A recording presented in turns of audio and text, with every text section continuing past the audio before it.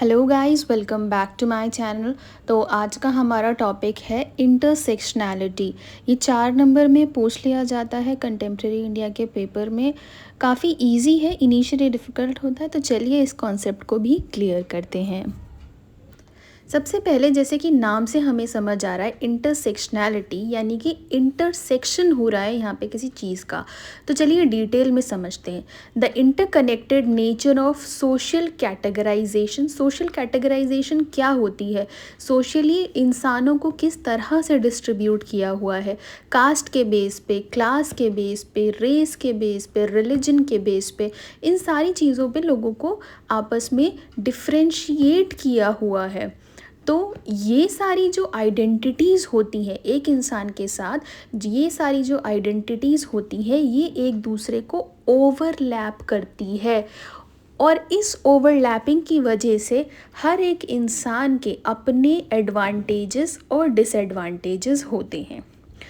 It is the acknowledgement that everyone has their own unique experiences of discrimination and oppression। ये क्या ही एक acknowledgement है, intersectionality एक acknowledgement है, यानी कि ये मान रहा है कि हर एक इंसान के खुद के ही यूनिक एक्सपीरियंस है। किस चीज़ के एक्सपीरियंस है? डिस्क्रिमिनेशन के और ऑपरेशन के। Intersectionality is the overlap of various social identities. अलग अलग सोशल आइडेंटिटीज़ का ओवरलैप है, जैसे कि race, gender, class, caste, religion, that contributes to a specific type of systematic oppression. एक सिस्टमैटिक ऑपरेशन को कंट्रीब्यूट करता है जो कि एक इंडिविजुअल फेस करता है। 3-4 एग्जाम्पल्स के ज़रिए इसको समझते हैं।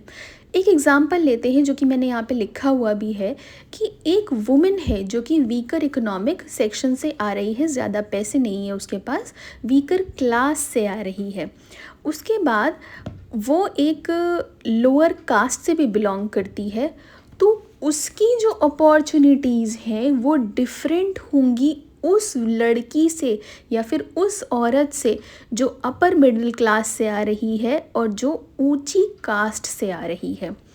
एक एग्ज़ाम्पल ऐसे भी देख लीजिए कि अगर एक मेल और एक फीमेल सेम सिमिलर जॉब के लिए जा रहे होते हैं, तो जो क्वेश्चंस फीमेल से पूछे जाते हैं वो मेल से नहीं पूछे जाते हैं, और मोस्ट प्रेफरेबली मेल को चूज़ किया जाता है किसी भी जॉब अपॉर्चुनिटी में। जैसे कि फ़ीमेल से पूछा जाएगा, आप मैरिड हो, नहीं मैरिड हो, बच्चे हैं, कितने बच्चे हैं, 2 बच्चे हैं, 3 बच्चे, तो वो सोचेगा, इंटरव्यूअर सोचेगा, अच्छा इसको मैटरनिटी लीव देनी पड़ेगी, अगर इसके बच्चे नहीं हैं तो अब ये 24-25 साल की हो गई है, अब ये 27 में शादी करेगी, उसके बाद में बच्चे करेंगे, तो इतना आगे सोच के वो चलेगा। लेकिन उसी हाथ पे अगर कोई मेल होगा तो उससे ये सवाल नहीं पूछे जाएंगे, और प्रेफरेबली जॉब किसको दी जाएगी? जॉब मेल को दी जाएगी।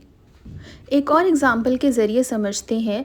फॉर एग्ज़ाम्पल, एक लेडी है या फिर एक जेंट्स को ही समझ लीजिए कि एक जेंट्स है जो कि फ़िज़िकली हैंडीकैप्ड है, उसके पास ज़्यादा पैसे नहीं है और वो लोअर कास्ट से बिलोंग करता है। लोअर क्लास से नहीं, लोअर कास्ट से बिलोंग करता है।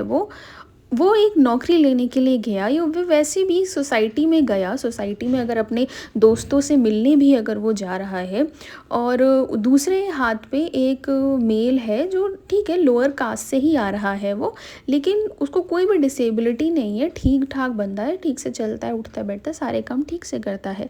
तो दोनों में ज़्यादा इज्जत किसकी होगी? ऑब्वियसली उस इंसान की होगी जो फिज़िकली फ़िट है, उसकी ज़्यादा इज्जत होगी सोसाइटी में, उसकी वैल्यू ज़्यादा होगी। सो होप करती हूँ कि अभी तक समझ आ गया होगा। एक इंसान की, जैसे कि आप अपना ही एग्जांपल ले लो, आपकी डिफरेंट सोशल आइडेंटिटीज़ हैं। सबसे पहले आप एक कास्ट से बिलोंग करते हो, आप एक क्लास से बिलोंग करते हो, आप एक जेंडर से बिलोंग करते हो, आप एक रेस से बिलोंग करते हो, आप एक कम्युनिटी से बिलोंग करते हो।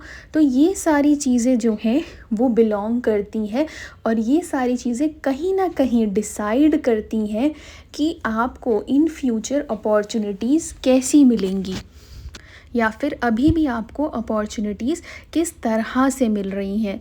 ठीक है, तो होप करती हूँ कि आपको वीडियो बहुत पसंद आई होगी और बहुत इन्फॉर्मेटिव लगी होगी। अगर आपको वीडियो पसंद आए तो लाइक शेयर एंड सब्सक्राइब ज़रूर कीजिएगा और कमेंट सेक्शन में ज़रूर फीडबैक लिखिएगा। मिलती हूँ अगली वीडियो के साथ। Till then bye bye.